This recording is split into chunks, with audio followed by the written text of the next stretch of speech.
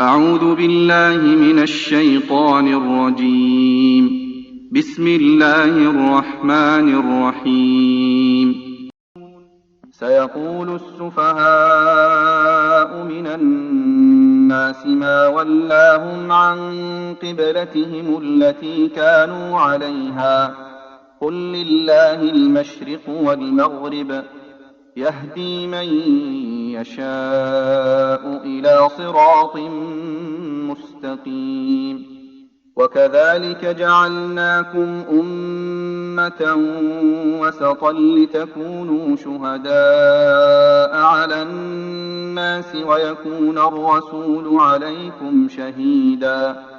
وما جعلنا القبلة التي كنت عليها إلا لنعلم من يتبع الرسول ممن ينقلب على عقبيه وإن كانت لكبيرة إلا على الذين هدى الله وما كان الله ليضيع إيمانكم إن الله بالناس لرءوف رحيم. قد نرى تقلب وجهك في السماء فلنولينك قبلة ترضاها فول وجهك شطر المسجد الحرام وحيث ما كنتم فولوا وجوهكم شطره وإن الذين أوتوا الكتاب ليعلمون أنه الحق من ربهم وما الله بغافل عما يعملون. ولئن أتيت الذين أوتوا الكتاب بكل آية ما تبعوا قبلتك وما أنت بتابع قبلتهم وما بعضهم بتابع قبلة بعض. ولئن اتبعت أهواءهم من بعد ما جاءك من العلم إنك إذا لمن الظالمين. الذين آتيناهم الكتاب يعرفونه كما يعرفون أبناءهم وإن فريقا منهم ليكتمون الحق وهم يعلمون. الحق من ربك فلا تكونن من الممترين. ولكل وجهة هو موليها فاستبقوا الخيرات أينما تكونوا يأت بكم الله جميعا إن الله على كل شيء قدير. ومن حيث خرجت فول وجهك شطر المسجد الحرام وإنه للحق من ربك وما الله بغافل عما تعملون. ومن حيث خرجت فول وجهك شطر المسجد الحرام وحيث ما كنتم فولوا وجوهكم شطره لئلا يكون للناس عليكم حجة إلا الذين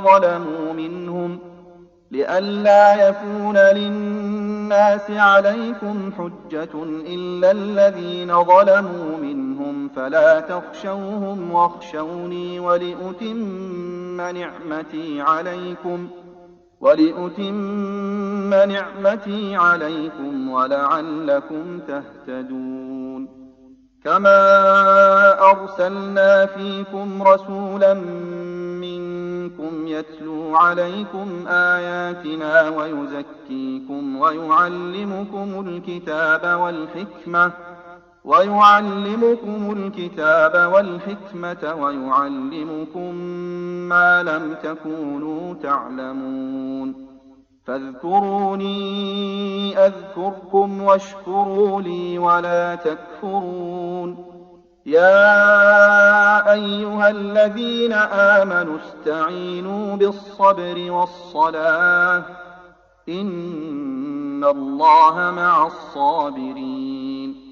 ولا تقولوا لمن يقتل في سبيل الله أموات، بل أحياء ولكن لا تشعرون. ولنبلونكم بشيء من الخوف والجوع ونقص من الأموال والأنفس والثمرات، وبشر الصابرين الذين إذا أصابتهم مصيبة قالوا إنا لله وإنا إليه راجعون. أولئك عليهم صلوات من ربهم ورحمة، وأولئك هم المهتدون. إن الصفا والمروة من شعائر الله، فمن حج البيت أو اعتمر فلا جناح عليه أن يطوف بهما، ومن تطوع خيرا فإن الله شاكر عليم. إن الذين يكتمون ما أنزلنا من البينات والهدى من بعد ما بيناه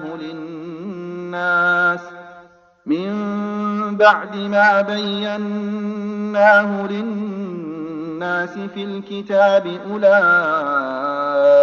يلعنهم الله ويلعنهم اللاعنون، إلا الذين تابوا وأصلحوا وبينوا فأولئك أتوب عليهم، وأنا التواب الرحيم. إن الذين كفروا وماتوا وهم كفار أولئك عليهم لعنة الله والملائكة والناس أجمعين، خالدين فيها لا يخفف عنهم العذاب ولا هم ينظرون. وإلهكم إله واحد لا إله إلا هو الرحمن الرحيم. إن في خلق السماوات والأرض واختلاف الليل والنهار والفلك التي تجري في البحر بما ينفع الناس وما أنزل الله من السماء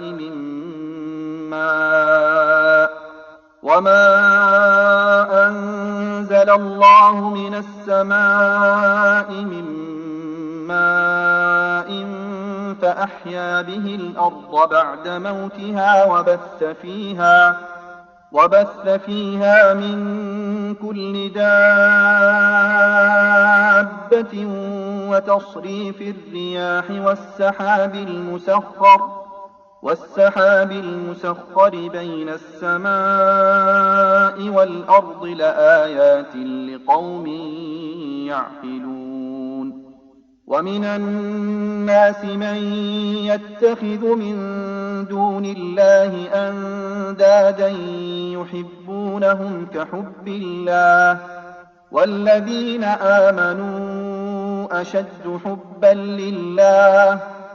ولو يرى الذين ظلموا إذ يرون العذاب أن القوة لله جميعا وأن الله شديد العذاب. إذ تبرأ الذين اتبعوا من الذين اتبعوا ورأوا العذاب وتقطعت بهم الأسباب. وقال الذين اتبعوا لو أن لنا كرة فنتبرأ منهم كما تبرأوا منا، كذلك يريهم الله أعمالهم حسرات عليهم وما هم بخارجين من النار. يا أيها الناس كلوا مما ما في الأرض حلالا طيبا ولا تتبعوا خطوات الشيطان إنه لكم عدو مبين. إنما يأمركم بالسوء والفحشاء وأن تقولوا على الله ما لا تعلمون. وإذا قيل لهم اتبعوا ما أنزل الله قالوا بل نتبع ما ألفينا عليه آباءنا أولو كان آباؤهم لا يعقلون شيئا ولا يهتدون. ومثل الذين كفروا كمثل الذي ينعق بما لا يسمع إلا دعاء ونداء صم بكم عمي فهم لا يعقلون. يا أيها الذين آمنوا كلوا من طيبات ما رزقناكم واشكروا لله إن كنتم إياه تعبدون. إنما حرم عليكم الميتة والدم ولحم الخنزير وما أهل به لغير الله فمن اضطر غير باغ ولا عاد فلا إثم عليه إن الله غفور رحيم. إن الذين يكتمون ما أنزل الله من الكتاب ويشترون به ثمنا قليلا أولئك ما يأكلون في بطونهم إلا النار ولا يكلمهم الله يوم القيامة ولا يزكيهم ولهم عذاب أليم. أولئك الذين اشتروا الضلالة بالهدى والعذاب بالمغفرة فما أصبرهم على النار. ذلك بأن الله نزل الكتاب بالحق وإن الذين اختلفوا في الكتاب لفي شقاق بعيد. ليس البر أن تولوا وجوهكم قبل المشرق والمغرب ولكن البر من آمن بالله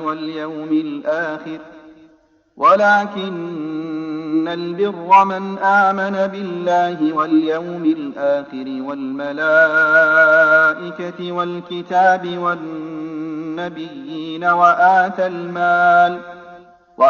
المال على حبه ذوي القربى واليتامى والمساكين وابن السبيل والسائلين وفي الرقاب وأقام الصلاة وآتى الزكاة والموفون بعهدهم إذا عاهدوا والصابرين في البأساء والضراء وحين البأس أولئك الذين صدقوا وأولئك هم المتقون. يا أيها الذين آمنوا كتب عليكم القصاص في القتلى الحر بالحر والعبد بالعبد والأنثى بالأنثى فمن عفي له من أخيه شيء فاتباع بالمعروف وأداء إليه بإحسان ذلك تخفيف من ربكم ورحمة فمن اعتدى بعد ذلك فله عذاب أليم. ولكم في القصاص حياة يا أولي الألباب لعلكم تتقون. كتب عليكم إذا حضر أحدكم الموت إن ترك خيرا الوصية للوالدين والأقربين بالمعروف حقا على المتقين. فمن بدله بعدما سمعه فإنما إثمه على الذين يبدلونه، إن الله سميع عليم. فمن خاف من موص جنفا أو إثما فأصلح بينهم فلا إثم عليه، إن الله غفور رحيم. يا أيها الذين آمنوا كتب عليكم الصيام كما كتب على الذين من قبلكم لعلكم تتقون، أياما معدودات. فمن كان منكم مريضا أو على سفر فعدة من أيام أخر، وعلى الذين يطيقونه فدية طعام مسكين، فمن تطوع خيرا فهو خير له، وأن تصوموا خير لكم إن كنتم تعلمون.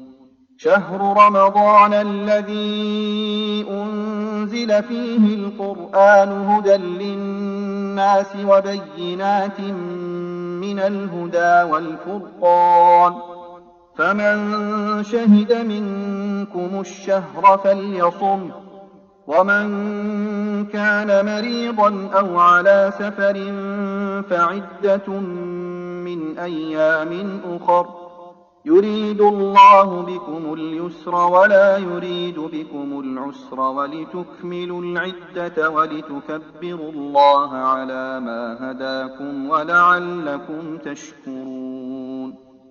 وإذا سألك عبادي عني فإني قريب أجيب دعوة الداع إذا دعان، فليستجيبوا لي وليؤمنوا بي لعلهم يرشدون.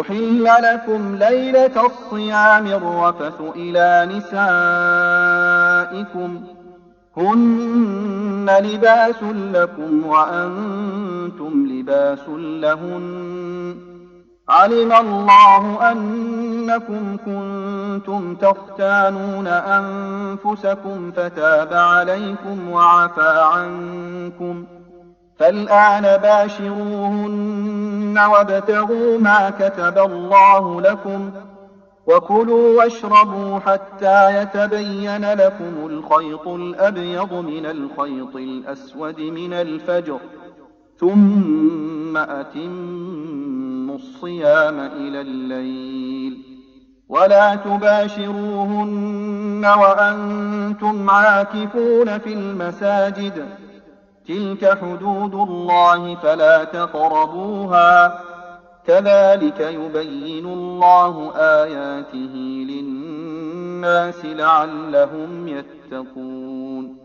ولا تأكلوا أموالكم بينكم بالباطل وتدلوا بها إلى الحكام لتأكلوا فريقا من أموال الناس بالإثم وأنتم تعلمون.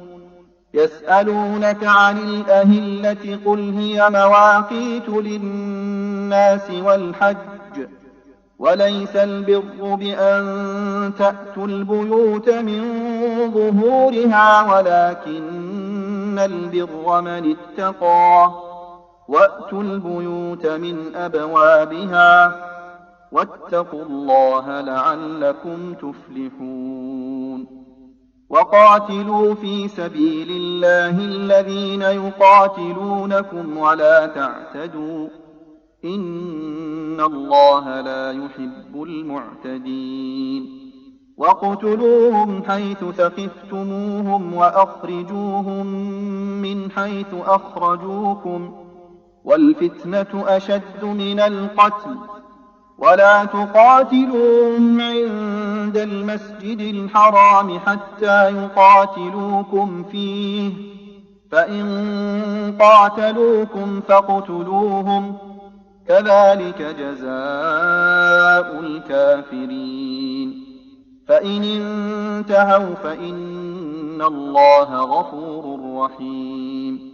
وقاتلوهم حتى لا تكون فتنة ويكون الدين لله، فإن انتهوا فلا عدوان إلا على الظالمين. الشهر الحرام بالشهر الحرام والحرمات قصاص، فمن اعتدى عليكم فاعتدوا عليه بمثل ما اعتدى عليكم، واتقوا الله واعلموا أن الله مع المتقين. وأنفقوا في سبيل الله ولا تلقوا بأيديكم إلى التهلكة وأحسنوا، إن الله يحب المحسنين. وأتموا الحج والعمرة لله، فإن أحصرتم فما استيسر من الهدي، ولا تحلقوا رؤوسكم حتى يبلغ الهدي محله، فمن كان منكم مريضا أو به أذى من رأسه ففدية من صيام أو صدقة أو نسك، فإذا أمنتم فمن تمتع بالعمرة إلى الحج فما استيسر من الهدي، فمن لم يجد فصيام 3 أيام في الحج و7 إذا رجعتم، تلك 10 كاملة، ذلك لمن لم يكن أهله حاضر المسجد الحرام. واتقوا الله واعلموا أن الله شديد العقاب. الحج أشهر معلومات، فمن فرض فيهن الحج فلا رفث ولا فسوق ولا جدال في الحج، وما تفعلوا من خير يعلمه الله، وتزودوا فإن خير الزاد التقوى، واتقون يا أولي الألباب. ليس عليكم جناح أن تبتغوا فضلا من ربكم، فإذا أفضتم من عرفات فاذكروا الله عند المشعر الحرام، واذكروه كما هداكم وإن كنتم من قبله لمن الضالين. ثم أفيضوا من حيث أفاض الناس واستغفروا الله، إن الله غفور رحيم. فإذا قضيتم مناسككم فاذكروا الله كذكركم آباءكم أو أشد ذكرا، فمن الناس من يقول ربنا آتنا في الدنيا وما له في الآخرة من خلاق، ومنهم من يقول ربنا آتنا في الدنيا حسنة وفي الآخرة حسنة وقنا عذاب النار. أولئك لهم نصيب مما كسبوا، والله سريع الحساب. واذكروا الله في أيام معدودات، فمن تعجل في يومين فلا إثم عليه، ومن تأخر فلا إثم عليه لمن اتقى، واتقوا الله واعلموا أنكم إليه تحشرون. ومن الناس من يعجبك قوله في الحياة الدنيا ويشهد الله على ما في قلبه وهو ألد الخصام وإذا تولى سعى في الأرض ليفسد فيها ويهلك الحرث والنسل والله لا يحب الفساد وإذا قيل له اتق الله أخذته العزة بالإثم فحسبه جهنم ولبئس المهاد ومن الناس من يشري نفسه ابتغاء مرضات الله والله رءوف بالعباد يا أيها الذين آمنوا ادخلوا في السلم كافة ولا تتبعوا خطوات الشيطان إنه لكم عدو مبين فإن زللتم من بعد ما جاءتكم البينات فاعلموا أن الله عزيز حكيم هل ينظرون إلا أن يأتيهم الله في ظلل من الغمام والملائكة وقضي الأمر وإلى الله ترجع الأمور سل بني إسرائيل كم آتيناهم من آية بينة ومن يبدل نعمة الله من بعد ما جاءته فإن الله شديد العقاب زين للذين كفروا الحياة الدنيا ويسخرون من الذين آمنوا والذين اتقوا فوقهم يوم القيامة والله يرزق من يشاء بغير حساب كان الناس أمة واحدة فبعث الله النبيين مبشرين ومنذرين وأنزل معهم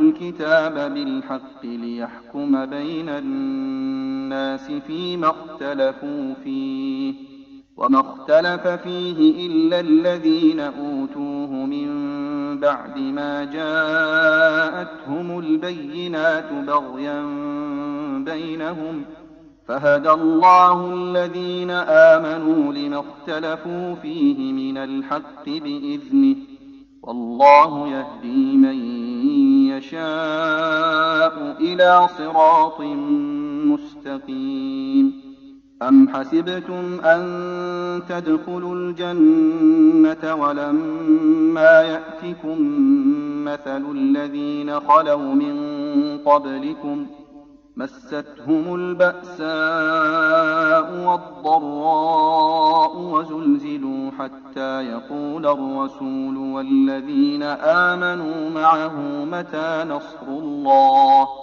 ألا إن نصر الله قريب يسألونك ماذا ينفقون قل ما أنفقتم من خير فللوالدين والأقربين واليتامى والمساكين وابن السبيل وما تفعلوا من خير فإن الله به عليم كتب عليكم القتال وهو كره لكم وعسى أن تكرهوا شيئا وهو خير لكم وعسى أن تحبوا شيئا وهو شر لكم والله يعلم وأنتم لا تعلمون يسألونك عن الشهر الحرام قتال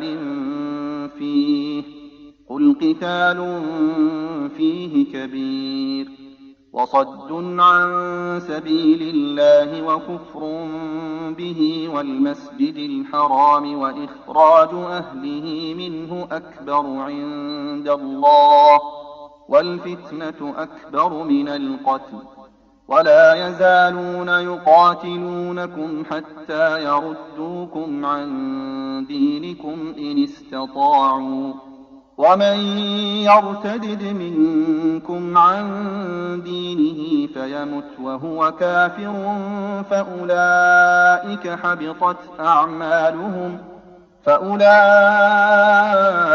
حبطت أعمالهم في الدنيا والآخرة وأولئك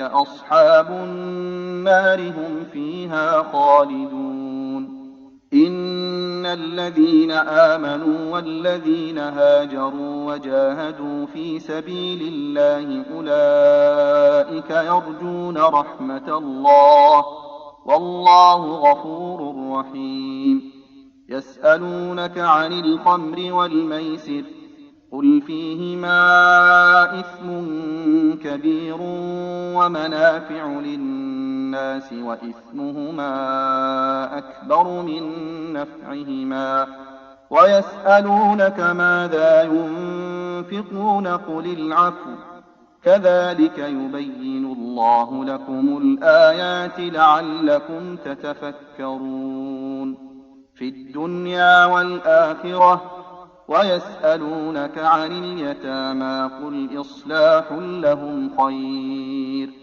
وإن تخالطوهم فإخوانكم والله يعلم المفسد من المصلح ولو شاء الله لأعنتكم إن الله عزيز حكيم ولا تنكحوا المشركات حتى يؤمنوا ولأمة مؤمنة خير من مشركة ولو أعجبتكم ولا تنكحوا المشركين حتى يؤمنوا ولعبد مؤمن خير من مشرك ولو أعجبكم أولئك يدعون إلى النار والله يدعو إلى الجنة والمغفرة بإذنه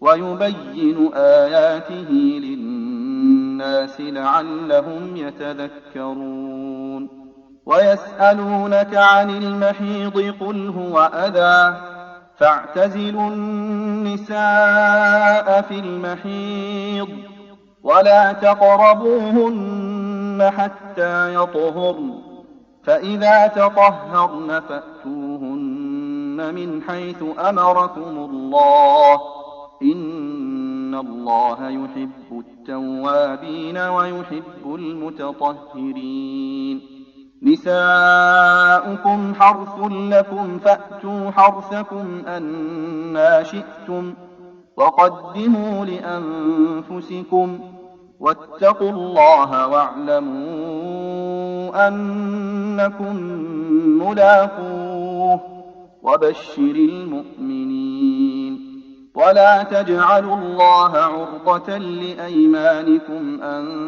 تبروا وتتقوا وتصلحوا بين الناس والله سميع عليم لا يؤاخذكم الله باللغو في أيمانكم ولكن يؤاخذكم بما كسبت قلوبكم والله غفور حليم للذين يؤلون من نسائهم تربص 4 أشهر فإن فاءوا فإن الله غفور رحيم وإن عزموا الطلاق فإن الله سميع عليم والمطلقات يتربصن بأنفسهن 3 قروء ولا يحل لهن أن يكتمن ما خلق الله في أرحامهن إن كن يؤمن بالله واليوم الآخر وبعولتهن أحق بردهن في ذلك إن أرادوا إصلاحا ولهن مثل الذي عليهن بالمعروف وللرجال عليهن درجة والله عزيز حكيم. الطلاق مرتان فإمساك بمعروف أو تسريح بإحسان ولا يحل لكم أن تأخذوا مما آتيتموهن شيئا إلا أن يخافا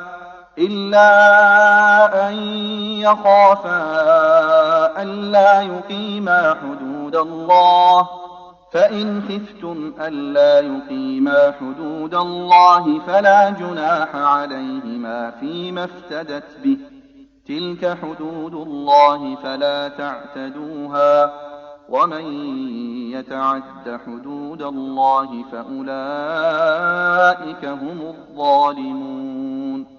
فإن طلقها فلا تحل له من بعد حتى تنكح زوجا غيره فإن طلقها فلا جناح عليهما أن يتراجعا إن ظنا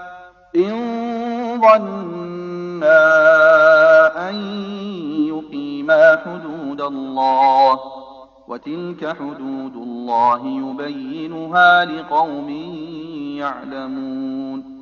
وإذا طلقتم النساء فبلغن أجلهن فأمسكوهن بمعروف أو سرحوهن بمعروف ولا تمسكوهن ضرارا لتعتدوا ومن يفعل ذلك فقد ظلم نفسه ولا تتخذوا آيات الله هزوا واذكروا نعمة الله عليكم وما أنزل عليكم من الكتاب والحكمة يعظكم به واتقوا الله واعلموا أن الله بكل شيء عليم. وإذا طلقتم النساء فبلغن أجلهن فلا تعضلوهن أن ينكحن أزواجهن إذا تراضوا بينهم بالمعروف ذلك يوعظ به من كان منكم يؤمن بالله واليوم الآخر ذلكم أزكى لكم وأطهر والله يعلم وأنتم لا تعلمون.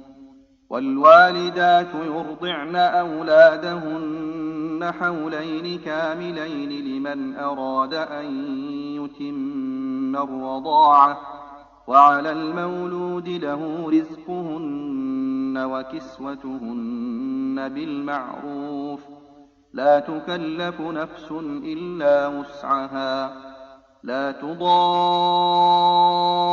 والدة بولدها ولا مولود له بولده وعلى الوارث مثل ذلك فإن أرادا فصالا عن تراض منهما وتشاور فلا جناح عليهما وإن أردتم أن تسترضعوا أولادكم فلا جناح عليكم إذا سلمتم ما آتيتم بالمعروف واتقوا الله واعلموا أن الله بما تعملون بصير. والذين يتوفون منكم ويذرون أزواجا يتربصن بأنفسهن 4 أشهر وعشرا فإذا بلغن أجلهن فلا جناح عليكم فيما فعلن في أنفسهن بالمعروف، والله بما تعملون خبير.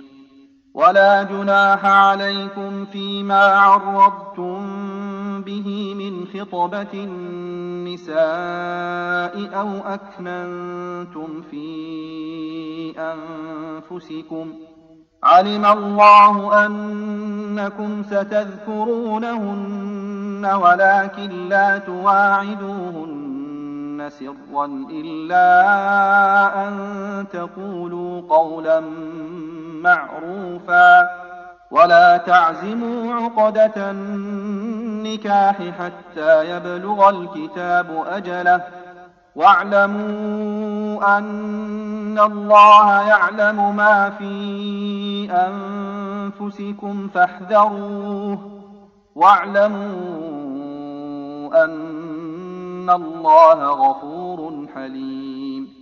لا جناح عليكم إن طلقتم النساء ما لم تمسوهن أو تفرضوا لهن فريضة، ومتعوهن على الموسع قدره وعلى المقتر قدره متاعا بالمعروف، حقا على المحسنين. وإن طلقتموهن من قبل أن تمسوهن وقد فرضتم لهن فريضة فنصف ما فرضتم إلا أن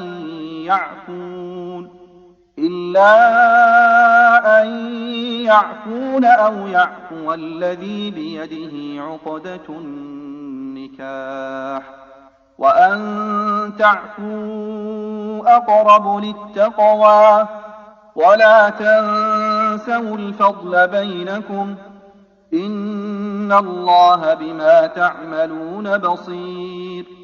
حافظوا على الصلوات والصلاة الوسطى وقوموا لله قانتين. فإن خفتم فرجالا أو ركبانا، فإذا أمنتم فاذكروا الله كما علمكم ما لم تكونوا تعلمون.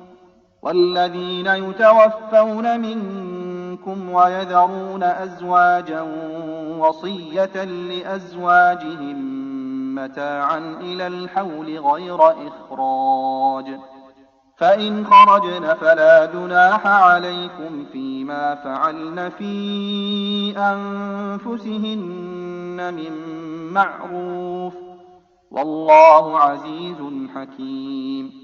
وللمطلقات متاع بالمعروف حقا على المتقين، كذلك يبين الله لكم آياته لعلكم تعقلون. ألم تر إلى الذين خرجوا من ديارهم وهم ألوف حذر الموت فقال لهم الله موتوا ثم أحياهم، إن الله لذو فضل على الناس ولكن أكثر الناس لا يشكرون. وقاتلوا في سبيل الله واعلموا أن الله سميع عليم. من ذا الذي يقرض الله قرضا حسنا فيضاعفه له أضعافا كثيرة، والله يقبض ويبسط وإليه ترجعون. ألم تر إلى الملأ من بني إسرائيل من بعد موسى إذ قالوا لنبي لهم ابعث لنا ملكا نقاتل في سبيل الله، قال هل عسيتم إن كتب عليكم القتال ألا تقاتلوا، قالوا وما لنا ألا نقاتل في سبيل الله وقد أخرجنا من ديارنا وأبنائنا فلما كتب عليهم القتال تولوا إلا قليلا منهم والله عليم بالظالمين. وقال لهم نبيهم إن الله قد بعث لكم طالوت ملكا قالوا أنى يكون له الملك علينا ونحن أحق بالملك منه ولم يؤت سعة من المال قال إن الله اصطفاه عليكم وزاده بسطة في العلم والجسم والله يؤتي ملكه من يشاء والله واسع عليم. وقال لهم نبيهم إن آية ملكه أن يأتيكم التابوت فيه سكينة من ربكم وبقية مما ترك آل موسى وآل هارون تحمله الملائكة إن في ذلك لآية لكم إن كنتم مؤمنين. فلما فصل طالوت بالجنود قال إن الله مبتليكم بنهر فمن شرب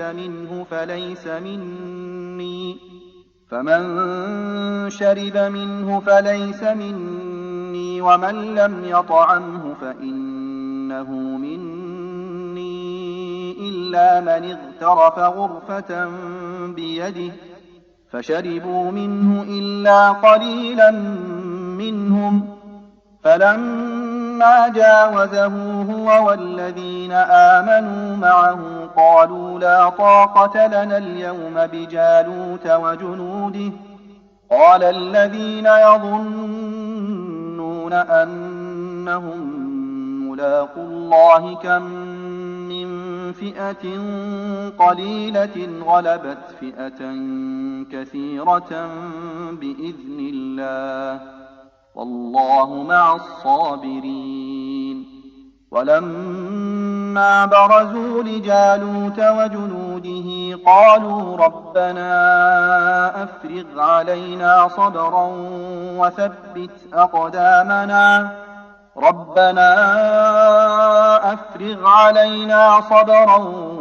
وثبت أقدامنا وانصرنا على القوم الكافرين.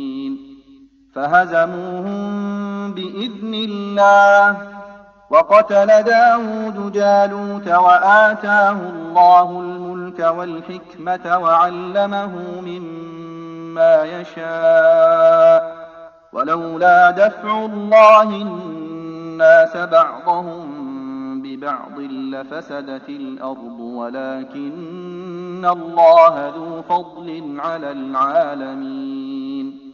تلك آيات الله نتلوها عليك بالحق وإنك لمن المرسلين.